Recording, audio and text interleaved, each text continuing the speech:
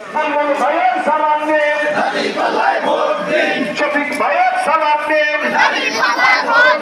দাঁড়িপাল্লায় vote দিন, শফিক ভাইয়ের সালাম নিন, জয়নাল ভাইয়ের সালাম নিন, সব দেখেছি বারবার।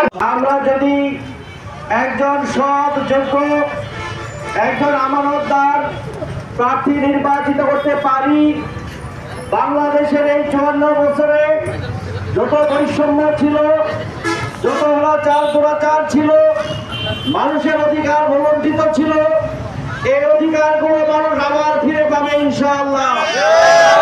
আপনারা জানেন 1941 সাল থেকে নিয়ে শুরু করে এই পর্যন্ত বাংলাদেশ জামাত ইসলামী কিছু মানুষ তৈরি করেছে, যে মানুষগুলো তারা এদেশের স্বাধীনতার সার্বভৌমত্ব হেফাজত হবে ইনশাআল্লাহ।